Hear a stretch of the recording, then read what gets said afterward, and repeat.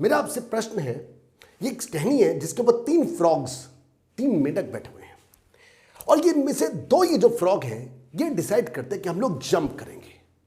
प्रश्न एक बार दोबारा से, इस टहनी के ऊपर ये 3 फ्रॉग बैठे हुए हैं और ये दोनों के दोनों डिसाइड करते हैं कि हम लोग जंप करेंगे। मेरा प्रश्न आपसे ये है कि कितने रह जाएंगे, 1, 2 या 3, कितने फ्रॉग रह जाएंगे? क्या कहा आपने? 1 फ्रॉग रह जाएगा। फिर सोच लीजिए, इन दोनों ने सिर्फ डिसाइडा है, सिर्फ डिसीजन लिया है, जंपा नहीं है। बॉस, डिसीजन लेने से कुछ नहीं होता, मैं ये करूंगा, मैं वो करूंगा, इससे क्या हो जाता है? जब मैं छोटा था तो हमेशा सोचा था कि जिस दिन, हमेशा सोचते रहना मैंने कि जिस दिन मैं बड़ा होऊंगा तो मैं ये करूंगा, मैं वो करूंगा। लो जी, मैं बड़ा हो गया, लेकिन तब भी हमेशा सोचना, नहीं, जिस दिन मैं कॉलेज से बाहर निकलूंगा तब मैं ये करूंगा, मैं वो करूंगा।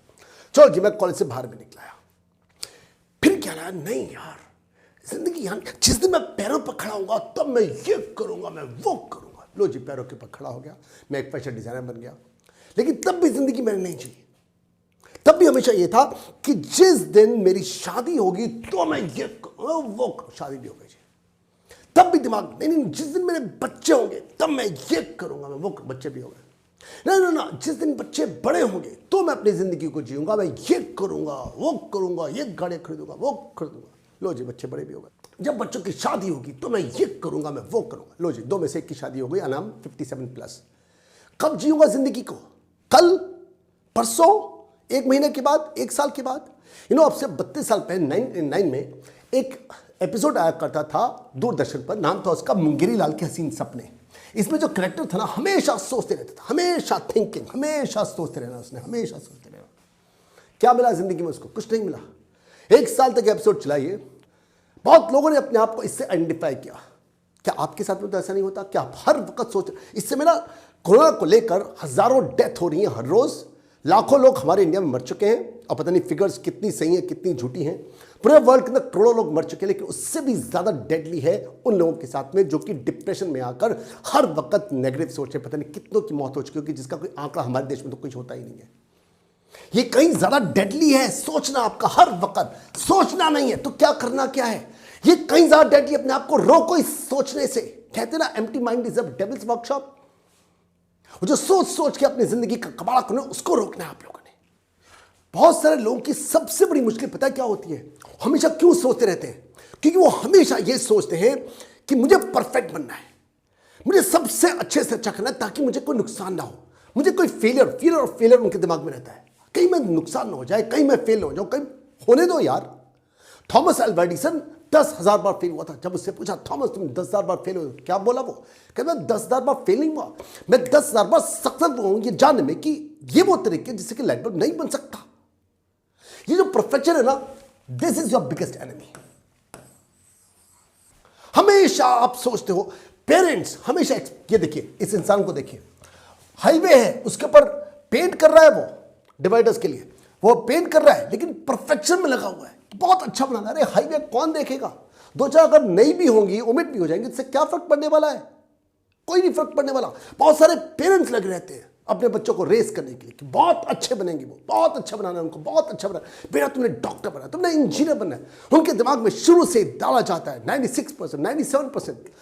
3 इडियट की तरह क्यों परफेक्शनिज्म में जाते हो? मत जाओ, मत एक्सपेक्ट करो अपने बच्चे से कि एकदम बुलसाई की तरह वो बिल्कुल सेंटर में डाले। वो मैं आपसे पूछता हूं, कब तक आप ये वीडियो वॉच करते रहेंगे? आप सारा दिन वीडियो वॉच करते हैं। हां करो, लेकिन एक लिमिट तक। बुक्स पढ़ो, लेकिन एक लिमिट तक। आर्टिकल्स पढ़ो, ब्लॉग्स पढ़ो, लेकिन एक लिमिट तक। एजुकेशन लो, लेकिन एक लिमिट तक। कब आप करना शुरू करोगे? अपने आप से सोचो, क्या आपके गोल्स है, क्या वो अनरियलिस्टिक तो नहीं है? गोल्स आपको याद है? SMART, S for specific, M for measurable, A for achievable, R for realistic। क्या वो अनरियलिस्टिक गोल तो नहीं बना के रखे हुए? मान लीजिए आपने बिजनेस स्टार्ट किया, पहले साल आपकी टर्नओवर है 1 करोड़ की, अगले साल आपकी टर्नओवर है 2 करोड़ की, तीसरे साल है 3 करोड़ की, चौथे साल 5,000 करोड़। हाँ पॉसिबल है, लेकिन रियल तो नहीं है। कहीं आपके गोल ऐसे अनरियलिस्टिक गोल तो नहीं है जिसके कारण से, परफेक्शनिज्म लेने के कारण से आप कर नहीं पा रहे हो? कहीं आपके मन में ये फियर तो नहीं रहता कि कहीं मैं डूब ना जाऊं?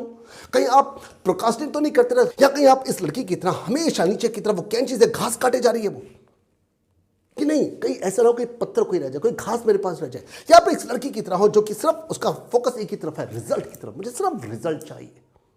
आपने आपसे पूछा आपका क्या फोकस है?